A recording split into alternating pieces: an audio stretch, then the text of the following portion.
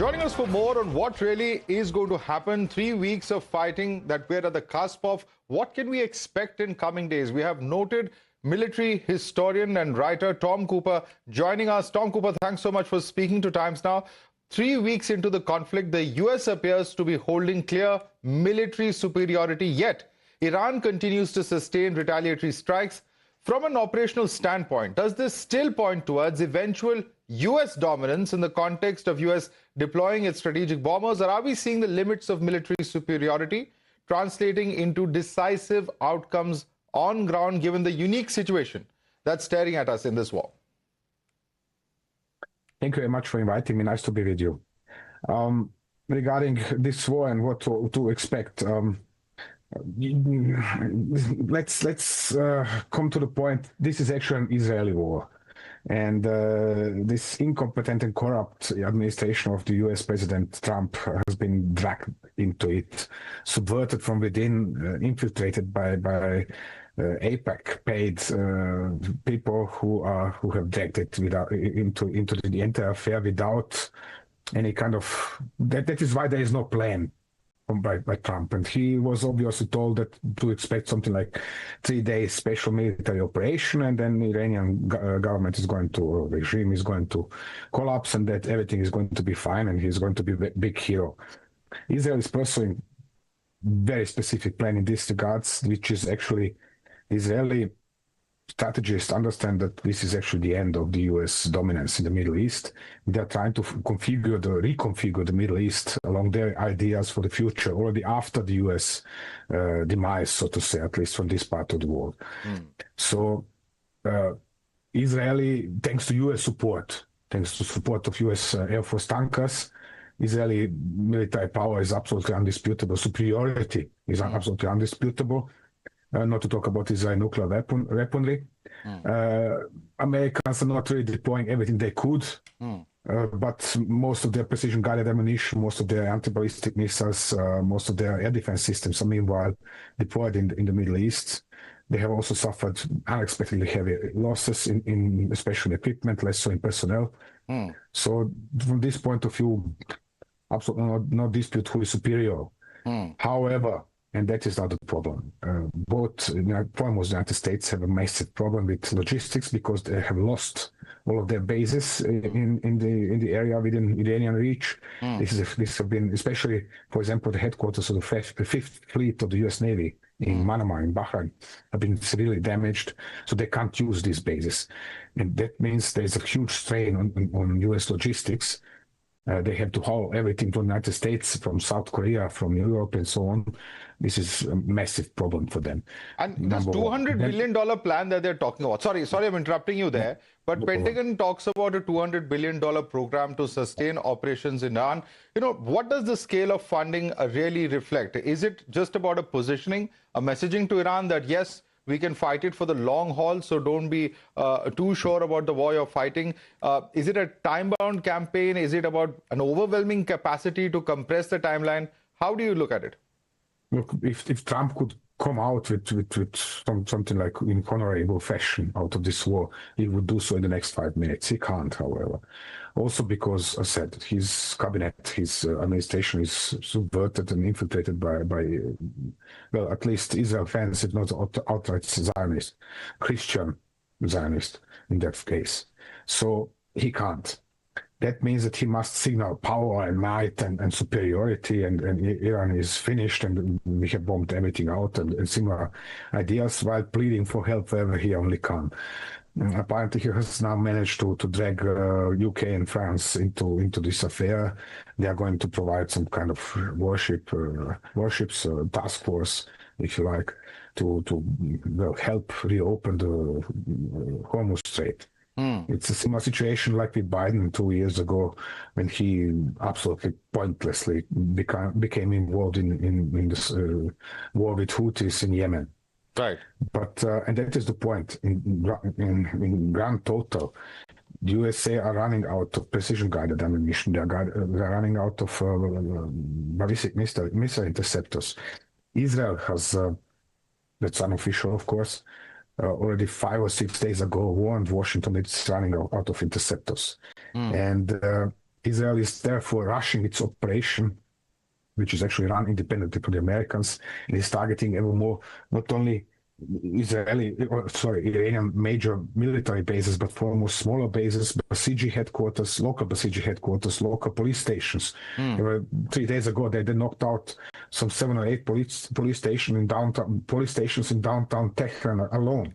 So this is what they are targeting. In turn, Iranians are therefore feeling under less pressure, can pull out more of their missiles out of underground, their so-called missile cities, which they have dug very, very deep under the ground. And we see that they are firing their missiles and UAVs at a higher rate than just 2 or 3 days ago. So Iranians are very economic in what they are doing. In comparison to this, the Americans have to carry the burden for themselves and for Israel as well, because it's on them to pay for whatever Israel is firing, whatever Israel is going to spend, not only their ammunition. Corresponding this 200 billion, yes, nice, it's just to increase U.S. debt. Right. Total, nothing for very little gain. Right. You mentioned what you believe is that, pressure of Zionists, etc., that is building on the Trump administration. But why do you think Americans underestimated the capability of Iranians to strike back? After all, they've been preparing for several decades. And the very fact that they've taken out so many of their leaders from top positions as far as the government is concerned, but the forces continue to strike back. Well, that's the point. U.S. president has no clue about all of these affairs. He's not listening to his own intelligence. He's not listening to his own top generals. And what the Israelis have told him via their de facto agents in the White House, people like Susie Wiles, Marco Rubio, John Ratcliffe, director of CIA, with direct link to the director of Mossad, David Barnea. Wiles is Trump's chief of staff, chief of his cabinet, but she used to advise Netanyahu during his election campaign. Or Rubio, who is sponsored by Israeli billionaires like Paul Singer and what's his name, Sheldon Adelson. So there's a direct Israeli involvement in the decision making of the White House and of the President Trump in particular. He is hopeless in this regards. They have him due to Epstein affair. They have in reports that they have paid him $300 million in cash in order for him to order this attack on Iran. So it is not like nothing. There is strong evidence for all of this. This is not a conspiracy theory or something I'm assessing or thinking or believing. These are matters of fact. Right. Two questions. So when you ask how comes, he has no idea. He entered this war with entirely wrong expectations based on promises by these advisors who are actually acting in interest of Israel. Right. The obvious question in terms of the global impact of this conflict is the huge escalation when it comes to energy security. We've seen refineries hit in the last 24 to 48 hours. You would have seen Karg, South Pars, Ras Laffan, all that have been drawn into the conflict. Are we looking at a deliberate expansion into this targeting of energy infrastructure? That's quite obvious. But when Donald Trump says that U.S. knew nothing about the Israeli strike, even as he acknowledges that Israel has violently lashed out, how do we interpret that? What kind of oversight and coordination does U.S. have? It could be that he does not know about it. But when you monitor, you need not more, but monitoring Flight Radar 24 yesterday afternoon to see a gaggle of U.S. Air Force tankers over northeastern Saudi Arabia. And it is well known that Israeli fighter bombers cannot reach Iran on their own. Just on fuel they carry with them, they have to refuel somewhere on the way. Excuse me. So that means on the way to South Pars, to strike South Pars, the Israelis have in-flight refueled from U.S. Air Force tank aircraft over Saudi Arabia. Period. It's as simple as that. So therefore, when he is now explaining, oh, no, I didn't know about this and whatever else, perhaps he wasn't informed about this specific operation, but the Americans very much knew that this operation is going to take place. And he is now lying, as clear as that. Why the Israelis are striking South Pars precisely in order to widen the gap between Iran and relatively neutral Qatar. And then, of course, through this, to increase the pressure upon Iran from other countries in particular. India, which is heavily dependent on import of Qatari gas, and not to talk about fertilizers. You're not receiving anything of this. Okay, you have now these 20-something ships released out of the Persian Gulf by Iranians, but after that, what then?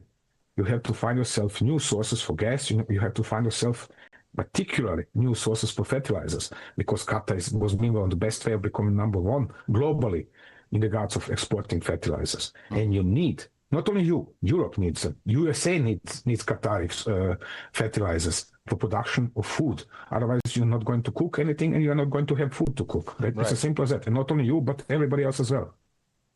The most bizarre, statement that I've seen in this entire war was today when U.S. Treasury Secretary Scott Bessent actually said that they're thinking of unsanctioning Iranian oil and the 140 million odd barrels of Iranian oil that are stuck in the Persian Gulf, which just leads one to wonder, if they had to sanction Iran, fight a war against them, now they're actually unsanctioning Iran oil. So what kind of decision-making are they really is going on in the White House? This is that problem. He is so out of touch with reality and so out of control of what is happening around him, but still everybody expects him to be a responsibility and to do something under post office. So what is he doing? He's not trying to bring the prices under control, oil prices under control, oil production, exports, imports, and so on under control, gas, fertilizers, and so on. And this is so far over matching out, overwhelming for him. He can't do anything of that because he's simply incompetent. So that is why all of these controversial and contradictive statements and actually empty babbling without an end. The guy would actually do himself almost the biggest favor in quitting and saying, thank you very much, I'm leaving at this point of view. But he's too narcissistic but to do so. Right. And there is a similar problem in Israel. Right. Now, U.S. Defense Secretary Pete Hegseth in today's briefing said that today is going to be the largest strike package yet. What does a move of this scale tell us about where the conflict is headed?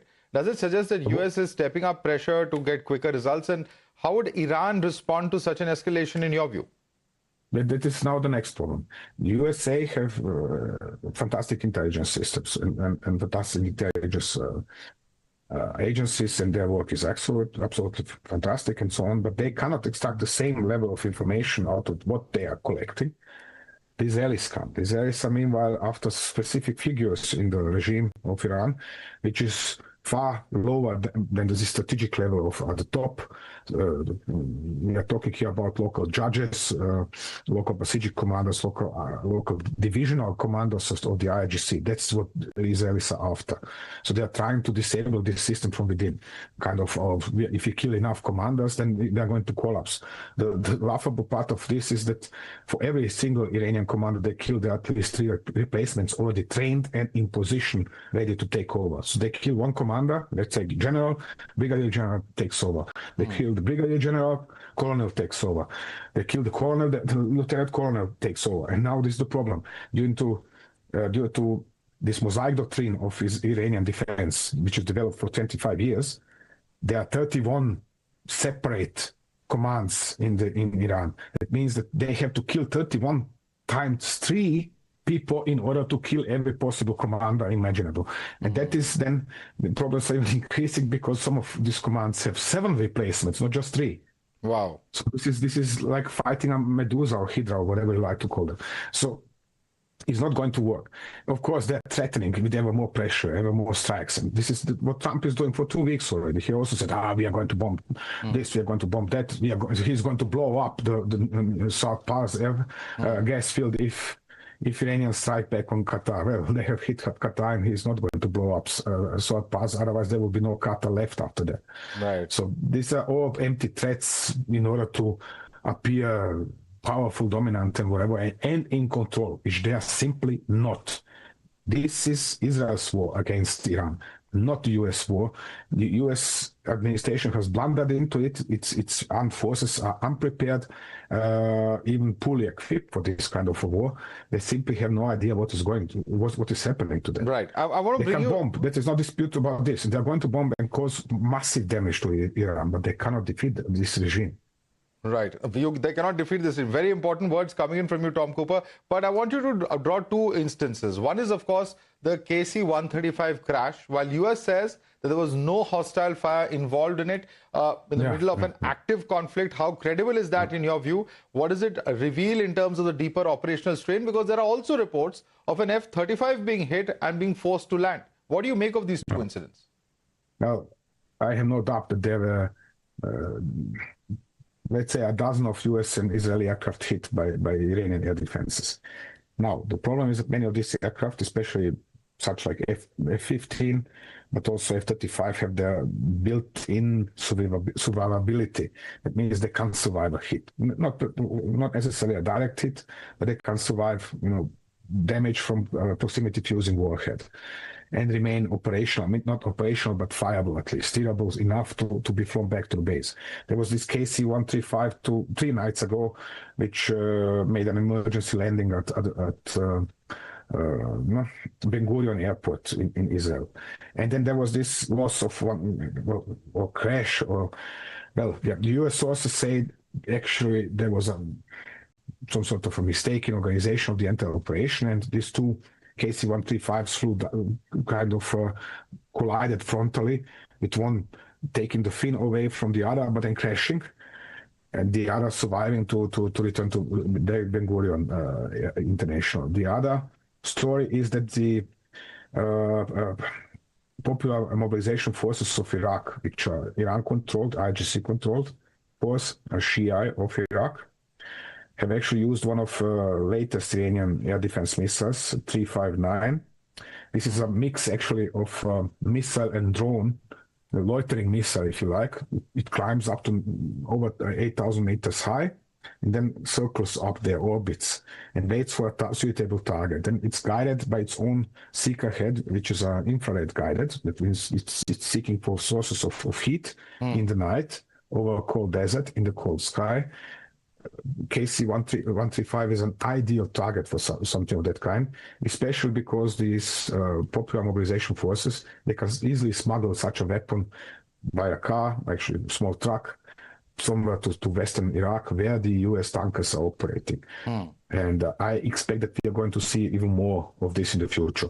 Let's not forget such missiles, or its lighter variant, 358. Have already shot down over 30 US and Israeli drones over Iran. So in this regard, they have caused already massive damage, because we are talking here about something like 30 million per drone in terms of losses. So it is not funny what the Israelis and Americans are experiencing over Iran. And it is not for nothing that they have for years, both of them have trained, for example, during red flag exercises in the United States, to counter especially a particular Iranian air defense system. They didn't train to counter the Russians, the Americans. I'm talking here about specifically Americans. They didn't train to counter the Russian air defense system, but they're training how to defeat this Iranian air defense system. And third week into this war, they still haven't defeated it completely. There are still large sections of central Iran where they do not dare flying, even with their stealth aircraft like F-35, for example. Right. And what is the kind of stockpile that you think Iran has? Because we know that US keeps claiming that the missile launchers they have targeted, their launching capabilities have hugely come down. What's the kind of stockpile of missiles and drones that Iran still has with it 3 weeks into the war, according to your estimate? So let me just start with the following. Last year in June, Israeli defense forces have claimed to have destroyed something like 70% of Iranian launchers. Well, obviously not, because there wouldn't have been that many launchers now. We have seen something like 1,000 Iranian rockets, missiles fired over the last 3 weeks. Excuse me. So all of these estimates obviously are worth nothing. We can throw them out of the window. My personal estimate is, considering that I'm following these affairs since mid-1990s in regards of possible exchange between, or possible war between Israel and Iran since mid-1990s. And I would say Iranians have amassed a stockpile of some 3,000 ballistic missiles capable of reaching Israel, plus several thousand of shorter-range missiles capable of targeting Gulf Arab countries or even Jordan. And I doubt they have spent even 50% of this. So they are out to continue firing them for several weeks longer. And in regards of launchers, there are so many of them. From my books, for example, I've drawn several variants. And I've figured out by studying the photographs, there are so many of these launchers. There are hundreds of them. Right. I wouldn't say now 500, 600, 700, but there are certainly, let's say, up to 400 something. And from what I see, from what the Israeli releases, I've seen perhaps 25 of them destroyed in 3 weeks. Right. Finally, don't forget the following things. The mass of such launchers is hidden in this, what the Iranians are calling missile cities. These are big underground facilities, kilometers long tunnels. And now keep in mind, these tunnels, the construction of these tunnels began several years after the US have fielded their first bunker buster bombs. That means that these bunker buster bombs, the Iranians have constructed their facilities so that these bunker buster bombs cannot reach them, cannot penetrate all the soil up atop of them. Plus, they have put large parts of their missile production facilities into one or two of such missile cities. That means that they can still, while the war is going on, they're all the while manufacturing additional missiles. Okay. So this can go on, from their point of view, really for weeks. Okay, this can go on for weeks. That's a very interesting perspective, Tom Cooper, that you're giving us. I'd like to thank you so much for joining us and breaking this down for our viewers. Very much my pleasure. Thank you very much for your time. Pleasure to have you.